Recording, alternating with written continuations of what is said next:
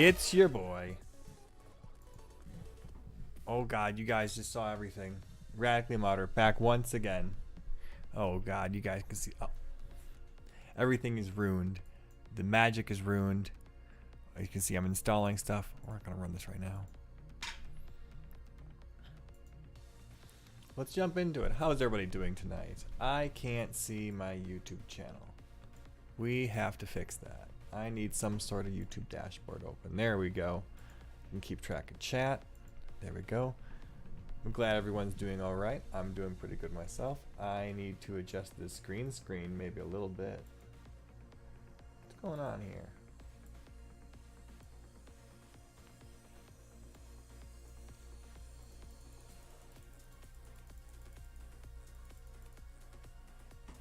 There we go.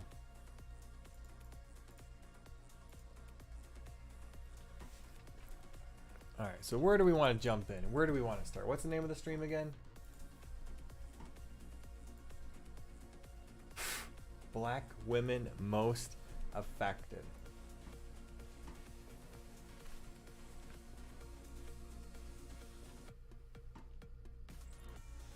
So as you've probably heard already, the Johnny Depp Amber Heard trial has come to an end. It is this decade's O.J. Simpson trial. Forgive me about the pauses. I come up with this on the fly. And if you guys like this type of content, please leave a like down below, subscribe, and share with your friends. It really does help my new channel grow. Amber Heard's verdict recently came out today, and everyone's jumping on it to spin it their own way. Of course, Amber Heard had her own verdict. She probably wasn't thinking that she would win and Depp would win. But anyways, The Root has their own take here. Of course, being a racialized magazine, they have to racialize it. Let's just be honest. They're being racist. Amber Heard verdict sends a message to all black women everywhere. Because according to Candace, all black women have the same response to this verdict. They all have to. There's not one individual out there, according to Candace. So, on Wednesday, jury in Virginia decided that Johnny Depp had been defamed by Amber Depp, awarded up to $10 million. We all know that. Heard said, "I'm not even disappointed with what this verdict means for other women. I know. I'm even more disappointed with what this verdict means for other women. It is a setback. It sends back the clock on time to when women who spoke up and who spoke out could be publicly shamed and humiliated.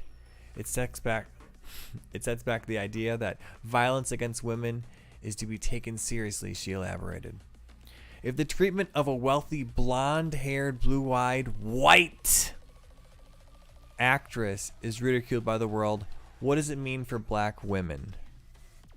So,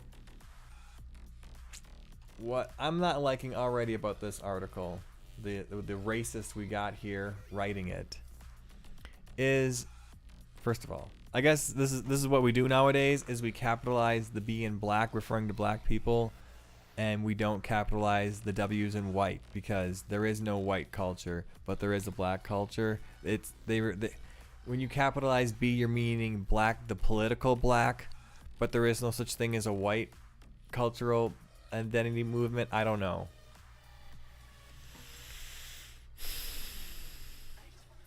What does that mean for black women? I don't know. You should see the comments in this article, though. It means they should stop lying. For 6 weeks, Heard testified how Depp not only abused her, but also physically assaulted her through the relationship. She claimed that he headbutted her, as well as punched her, dragged her around by her hair. What about the dragging across the glass? Anybody? What about the bottle? Heard maintains that everything she wrote in the op-ed entitled "I Spoke Up Against Violence and Faced Our Culture's Wrath, That Has to Change" was true. Depp denied all allegations of abuse.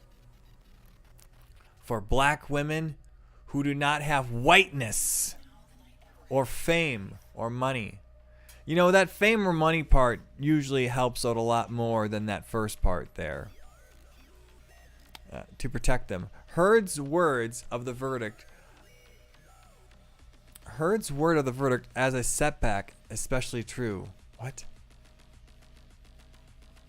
For them. Heard's words of the verdict. For black women, comma, who do not have whiteness or fame to protect them, comma, Heard's words of the verdict as a setback, especially true. This is, someone got it. I don't know what's going on here with the sentence. Whether or not you believe her, that's the whole point, though. It matters. There is no whether or not. You can't waffle on believing her. Either she lied about the abuse or she was abused. It's that's the whole point. That's why it's such a juicy drama. The stakes are high. It's the two realities can't resist at the same time. Whether you believe her or not, no. The way the world treated Heard was downright cruel and uncalled for. Not only were bruises placed under a microscope by forensic experts during the trial, what's wrong with that? Why? What's wrong with that? Why shouldn't we put her bruises under expert witness during a trial? That seems like the most logical thing you want to do. Of course, this kind of stems from the believe all women kind of ideology here. It was, if she says she has a bruise, she has a bruise. What, you think she'd lie about having a bruise? Social media also joined in the skepticism. Other people agreed with the experts. Heard was turned into everything from memes and murals mocking the validity of her abuse. Some even believed Depp when he said that she was the aggressor in the relationship. It's hashtag #men2 is now trending. People need to understand that men can be victims of physical domestic violence in relationships, and that Depp may have very well been one. Yes, I'm on Team Depp. I think Amber Heard chopped off his finger, and that she was the aggressor. Of course, maybe they're coming from this point where if he ever raised her voice at her once, because he has more money or whatever, he comes from the point of dynamic of power that he's always the aggressor psychologically. If all of Heard's privilege couldn't protect her from such viciousness, black women, like always, remain even more vulnerable. And that's so not true.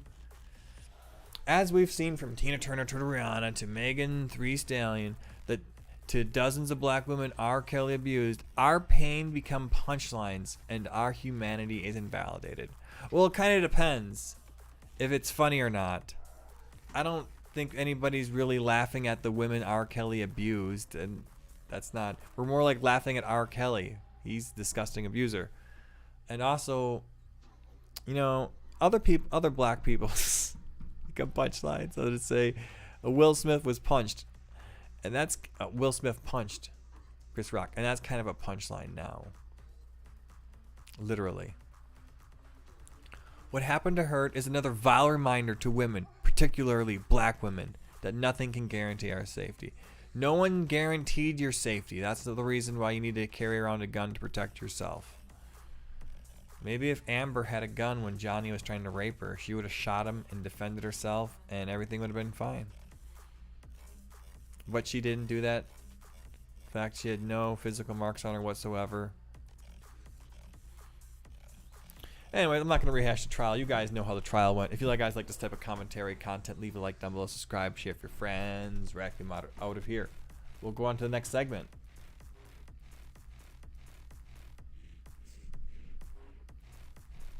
Thought I almost ended the stream there. That was scary. Oh. Whatever.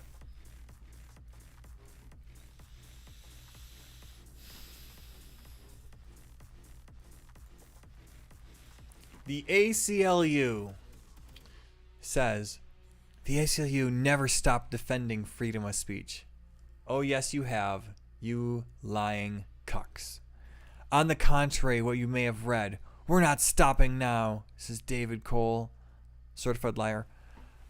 Earlier this month, the ACLU argued before the U.S. Supreme Court of Appeals in the 10th Circuit in defense of a high school student expelled for temporarily posting a Snapchat picture of his friends dressed in World War II era clothes at a thrift store with the caption, "Me and the boys about to terminate the God's chosen people." He took it down thereafter and apologized for what was a stupid and deeply offensive joke. But the school expelled him nonetheless. We argued that while the anti-Semitic message was deeply offensive, what was anti-Semitic? What was anti-Semitic about it? He made a reference. Oh my God, I have to explain humor. Listen, if I go on stage and I'm like, "Man, I'm a piece of shit," and everyone laughs at me, that's called self-deprecating humor. That's what these boys were doing. They go, "Hey, look, we dressed up like a bunch of World War II bad guys. We're about to exterminate some people." The joke is, that's a horrible thing to do. Why would you do that? It's a joke. It's not serious. We don't actually believe it when people do it on stage. Why do we have to believe it when 13-year-olds send it through a Snapchat message?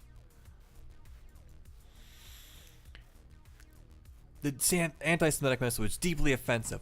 But it was also protected by the First Amendment when uttered outside the school and could not be the basis for the punishment. Oh yeah, ACLU, I'm about to test you if you even believe this. I'm gonna pull up an actual case where the ACLU has done nothing, as far as I know. In doing so, we were only doing what we've always done, defending speech rights for all, even those of whom we disagree. Lies. Okay, guys, I present you with, what's his name? Lucas Gerhard. State lawmakers and gun rights groups on Tuesday called for changes to Michigan's terrorism laws after Lake Superior State University student was charged for posting a photo of his rifle on social media, Snapchat, and saying it would melt snowflakes. So, the night before returning to school in his junior year, Gerhard sent a photo of his newly purchased AR-15 rifle to a group of friends on Snapchat, so not the whole school at large. None of the people who complained or reported on him were gifted Snapchat. The text said, "Taking this bad boy up, about to make the snowflakes melt, eh?" And by snowflakes, and I mean snowflakes as in snow. So he's even qualifying it. I don't know how this is a terroristic threat, but apparently it is. He has been locked a stay-at-home arrest for over 2 years now. He has spent 83 days in jail before that. And this is a free speech violation as far as I'm concerned. Where is the ACLU? Where are they?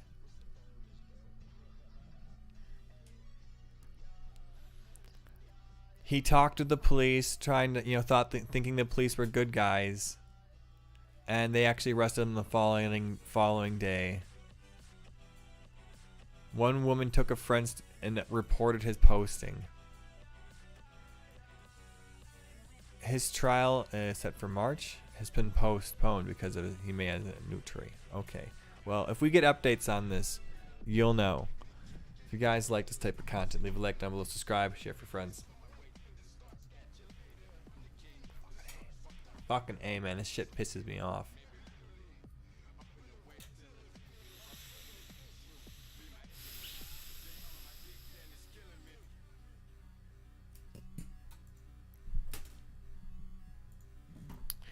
How can California provide reparations? A new report suggests several ways. Alright, Becky Sullivan, let's hear what you got.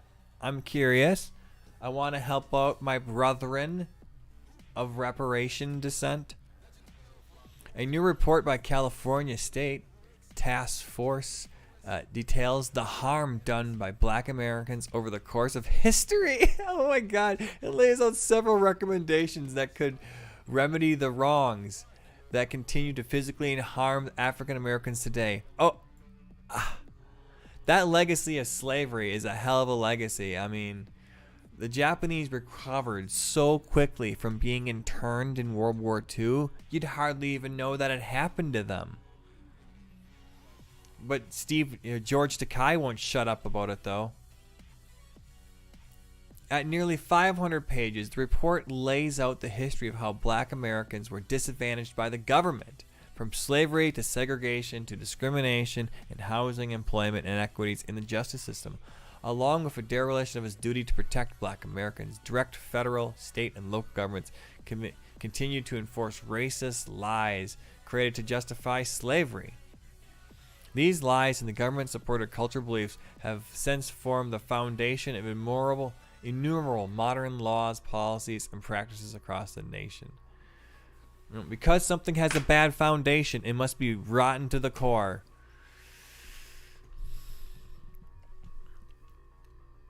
Let's see here. The report's recommendations range from, policy reforms to housing grants to compensate families who are forcibly removed from their homes to make way for state projects like freeways and parks. Well, that seems obvious. That last one, that should be done for everybody, regardless of race. What we're asking is fair. It's just and it's right. And okay, well, what is it? Can I have a list of what the recommendations are? And it's 13 chapters. The report, this is what, oh my God. This is what they'll do. They'll have 500 pages, and then in one line, it'll say something horrific that will allow them to commit a genocide. And I don't want that. You don't think in 500 pages they could squeeze out 10 words that'll let them to commit out a genocide? Yeah, I mean, I ain't buying it. In its 13 chapters, the report describes the history and disadvantage dealt to black Americans in every aspect of American life. Some report recommendations are concrete, like suggestions to allow incarcerated people to vote.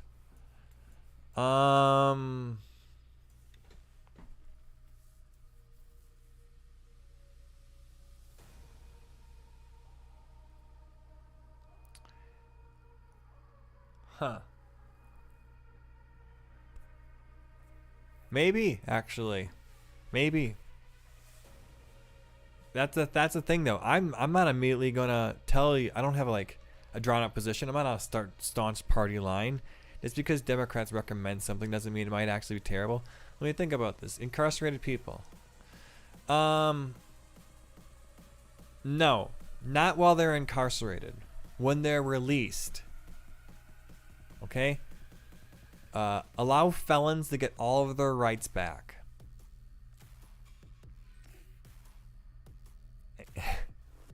Including the gun ones.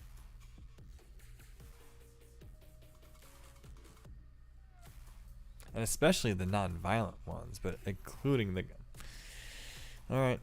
And proactively recruit black American teachers to teach in K through 12 public schools. So there it is. We already have some racism going on here. Why do we need black American teachers? Oh.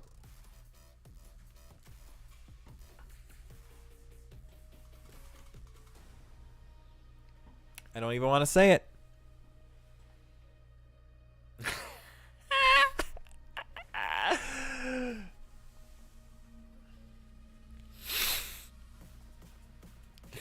Will this make schools better or worse? Is my point. It's not the point, though, right? The point of this isn't to make schools better or worse. And so if the point of it isn't to make schools better, then that means it's probably going to make schools worse. Because I don't see how this is supposed to make schools better. This is about reparations, and somehow having black American teachers in rural Wisconsin, Iowa, Montana is going to reparate somehow. Others are more abstract. Well, that's what we need. Some abstract... No, man. Cash payments. One and done.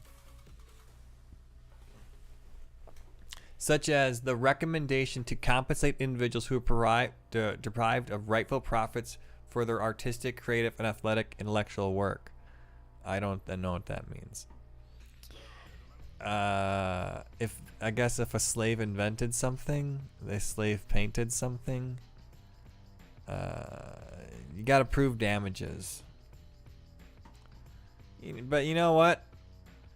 Fine.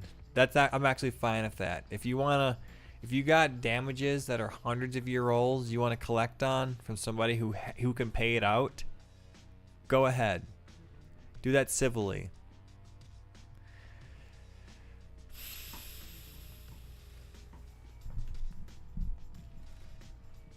Hold on, though. No, the corporations that still existed that stole the rights. Because a person, we can't be punishing like present day Americans. But you can punish a corporation that's existed for 200 years, though. At least that's how I feel. Let's see here. And many general recommendations are intended to reduce societal inequality overall. Communism. Just say it. Free tuition at California colleges, universities, a higher minimum wage, and a requirement that employers provide paid time off and health benefits. How does that help black people? I don't think it does. Without accountability, there is no justice. For too long, our nation has ignored the harms that have been and continue to be inflicted on African Americans. The task force was created after the death of George Floyd. All right. The report is the first of its kind in decades, the author says. The closest comparison is the Kerner Commission, issued in 1968 after the summer of race protests and riots the year before. The report, which famously proclaimed America was moving towards two societies, one black, one white, one separate and unequal, and found that unrest among black and Latino Americans could be attributed to segregation, bleach brutality, and lack of economic. The recommendations were largely ignored. Yeah, shut up. If you guys like this type of content, leave a like down below, subscribe, share for friends. Radically Moderate out of there.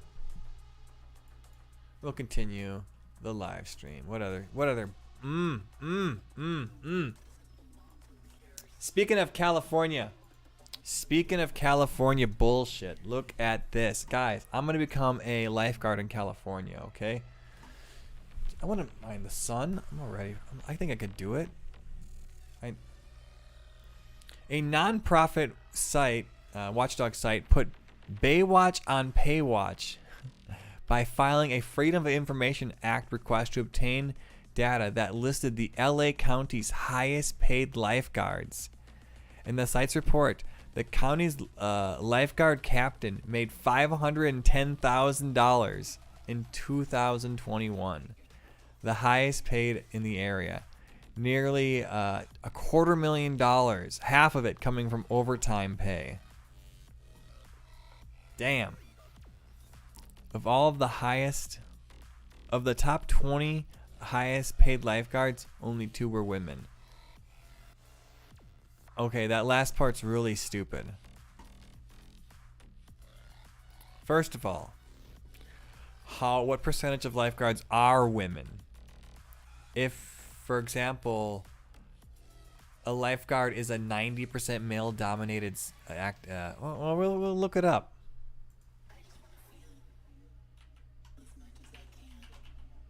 California lifeguard demo graphics.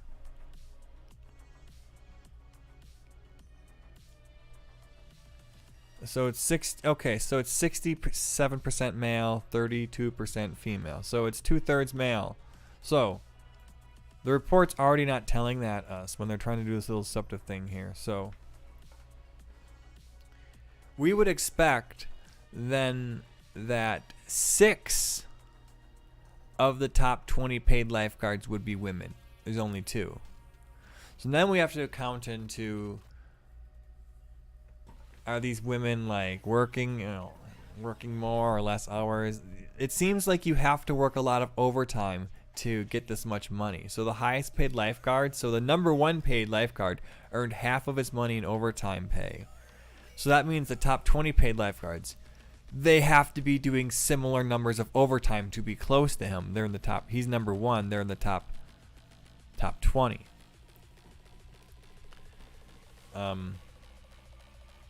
So that made me, if you looked at the other women, they're probably not doing as much overtime, honestly. That's what's going on here.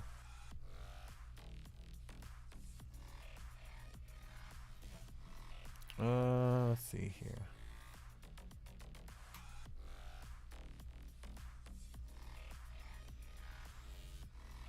The second highest paid lifeguard chief made $460,000. The lifeguard chief made $400,000 last year. There's more than 90 lifeguards that are earning at least $200,000. So what is that? $20 million? That's like $20 million in lifeguards a year. Damn. You can see the report here. So, I don't know. Maybe California government can afford $20 million in lifeguards. And maybe that's what it costs to keep somebody lifeguarding. Maybe these are highly trained professionals and they deserve it. Well, they are government employees, so I do lose a little bit of respect for them. Just a tiny bit. Of course, they are kind of like, I guess they're a first responder type, so you give them a little bit of cred. I want to know how they respond to a beach shooting. And then I'll know how much credit I'll give them. You guys like this type of content, leave a like down below. Subscribe, share for friends, holler. They got paid fucking $500,000.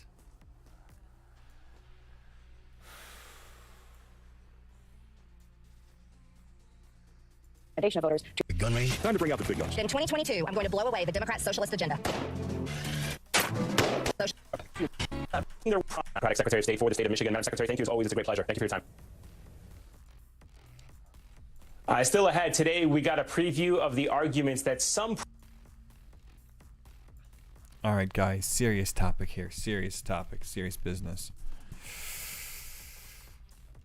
Can you believe Republicans support gun usage? What are they, nuts? Prominent Democrats will be making as voters head to the ballot box. By the looks of it, they're not mincing their words. Is this a sign of what to expect as we head into the midterm election? Stay with us. You don't know who's got what in their purse. Lipstick, an iPhone, or maybe nice. A little Smith & Wesson 38. I'm going to Washington to stop the Pelosi agenda, and you're not going to silence me. Silencers sometimes get a bad rap. Did we mention he owns a gun range? Time to bring out the big guns. In 2022, I'm going to blow away the Democrat socialist agenda. Can you believe she said she would blow away the Democrat socialist agenda while holding a gun? That type of rhetoric will get somebody killed.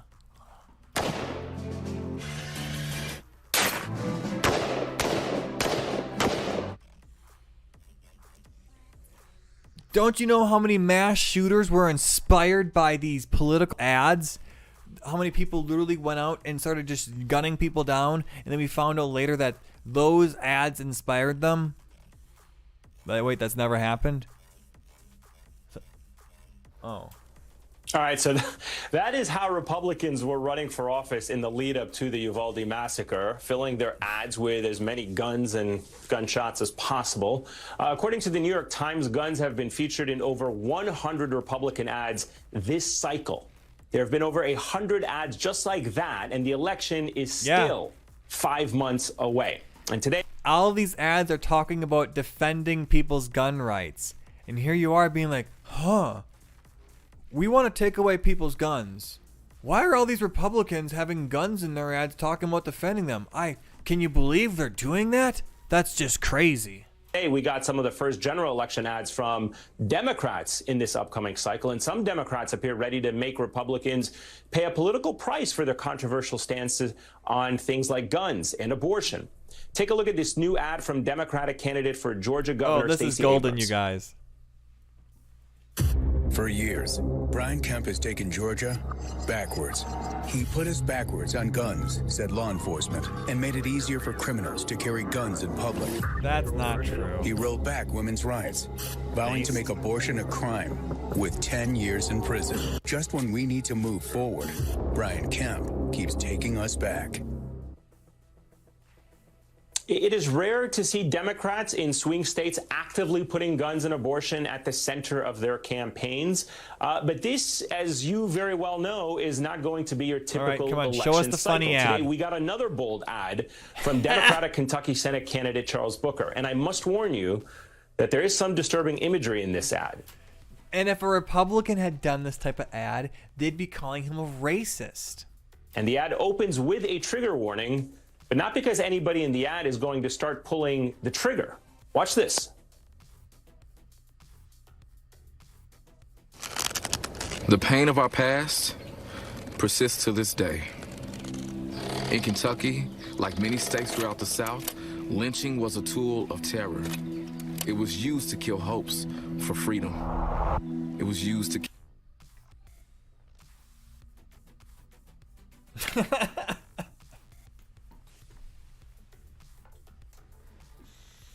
Hey, Jesse Smollett! How you doing, man?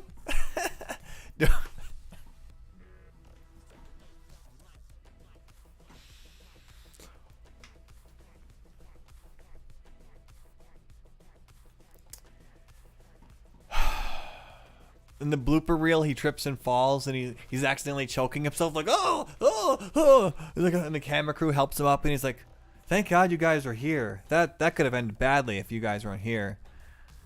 The white cameraman's helping take the noose off, and he's like, yeah, thank God no one else was here. I mean, thank God everyone else. Wait, what? Where'd that come from? I don't know, man. I'm just making up stuff, okay? This is crazy, though. He is kind of like committing a hate crime against himself. kill my ancestors. Now, in a historic victory for our Commonwealth, I have become the first Black Kentuckian to receive the Democratic nomination for U.S. Senate. It's 2022, and it's the first Democratic candidate for Kentucky.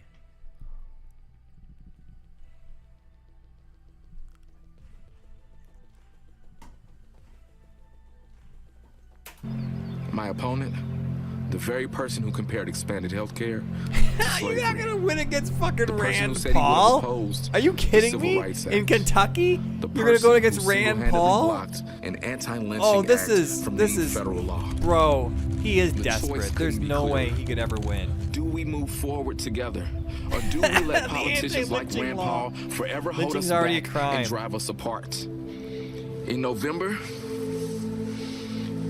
we will choose healing. We will choose Your Kentucky. ad is causing pain and not healing.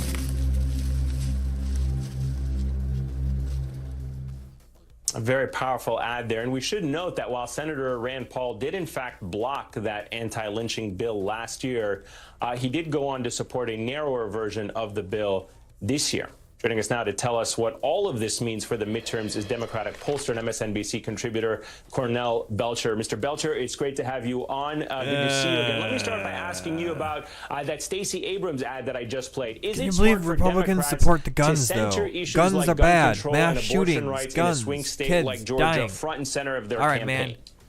Softball. No, absolutely it is. I think Democrats have to change the fundamental dynamic of the midterm, and they're not going to do that unless they get jarring and throw the long ball. I want to first, I gotta say, watching those Republican ads, those ads when you watch those. You mean the cut they made of those ads, because those aren't the whole ads. Republican ads, and you think about what the typical, woman voter is, a mom with kids. It's kind of jarring and it's disconnecting. And you watch those ads and you think, are you forgetting? Okay, so he's thinking, oh, woman, kids, woman scared a gun, protect her kids. No, woman want gun to protect her kids. Okay, woman want man with gun to protect her kids. That's what she wants. oh, well, let's mix the politics of big lies, grievance, division, and replacement theory. This is all Democrat platform right here. Ooh, demographic is our destiny. The browning of America, and it's a good thing. No. The big lie, Trump, Russia. What were those other two? Politics of big lies, grievance. Grievance. Oh, yeah. You guys are the party of fucking grievance. Bringing up stuff from 50, 60, 100 years ago. Tell us a modern day grievance. I'll tell you a modern day grievance. Steve Scalise. Democrats riled up some nut job saying how repealing healthcare will cause the people to die until this guy fucking shot up a Republican baseball game and Steve Scalise got shot by a rifle by this fucker. Division. Division. You guys are the fucking party of division. You have to divide everybody up by intersectionality. It's literally what you guys invented. And replacement theory with white nationalism and a culture that glorifies and normalizes weapons of death. What could weapons? Yeah, nearly all weapons are weapons of death. Hey, let me tell you, bro, your car is technically a lethal weapon. Anything that can kill somebody is considered a lethal weapon. And then you think, well, technically that's lots of things. Yes, lots of things are considered lethal weapons, therefore weapons of death. Shut up. This guy's an idiot. Possibly go wrong in this country, right? I mean, it is very jarring. And so I think Democrats do have to make them pay for being so far outside the mainstream on these issues. Make them pay. Let's talk about Kentucky for a moment. That ad that we saw there from Charles Booker, very powerful ad. Even if you don't live in Kentucky, I mean, I was just moved by the imagery and hearing that narration. Who is Kentucky Senate candidate Charles Booker trying to appeal to in that ad about lynching? Is it different than, let's say, other candidates in the past, Amy McGrath and others that tried to go up against Mitch McConnell? Well, look, I would decouple the two ads. The Abrams ad, I think, is putting front and center the issues of gun reform and women's rights in a way that has an opportunity to put Republicans on the defensive. I understand the Kentucky ad, because in Kentucky is very different than Georgia. Kentucky's not a battleground state. Kentucky, no one's calling Kentucky a 50-50 toss-up. The Booker campaign, look, I actually think it's really smart because they have to get attention and they have to raise money. Watching that ad, heck, I'm going to go to their ad, to their post, to their online and maybe donate money. So I think it's a. You can't even say that with a straight line of what's studying it. I'm gonna maybe go and donate and maybe considering throwing them a $350 or something if I'm feeling rich that day. Really smart from that point, but they also have to jar the electorate and throw the long ball in a way Stacey does not. Throwing the long ball, they're not going to win. Will the fact that Republicans have been jockeying, and you saw in those ads that we played there, jockeying throughout the primaries to try and seem more pro-gun than their opponents, could that come back and hurt them in November, given the trauma that this country is going with right now? No. Anyone who's pro-gun is still pro-gun, even after all the shootings. No matter how many false flag shootings you want to have, real or fake, I don't know anymore. All the ones that have happened are real. Every single shooting is real. All of them are, according to YouTube TOS, you can't deny any historical event. So yes, all the numbers are exactly as reported by authoritative sources. I believe all the shootings, and I still don't want gun control. Now that are going through right now after all these mass shootings? What I don't believe, though, is the media sensationalizing them. Because there's mass shootings. There's shootings every day in America. And they only talk about them when it suits their narrative. A lot of times, the shooter is from the 1350 crowd. And so the media has decided that we can't talk about crimes committed by them because that's racist, and then we'll look bad. People accuse us of racism. Because back in the day, in the 80s, the media used to always report on that, and then they scared they scared everybody by saying, look at all these 13, 50 car committing crimes. Okay, now they do the opposite. They avoid committing the crimes. If someone commits a crime and they don't tell you the race of the shooter, you know it's a black man, pretty much. If it's hard to find out the race of the shooter, it's a black person. That's just a truism these days. I don't like it. I wish the media wasn't racist. I wish they just report everybody's race equally. But then they'd say people are accusing us of racism because 1350 happens.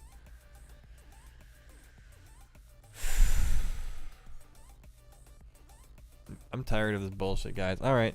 If you guys like this type of content, leave a like down below. Subscribe, share with your friends. Radically Moderate out of here. Do I have any more content I want to go over tonight? No. Shooting news is boring. California's funny. Any more YouTubes? No, that's about it. Alright. Thanks for joining me tonight, you guys. It was a pleasure live streaming for you. Radically Moderate out of here.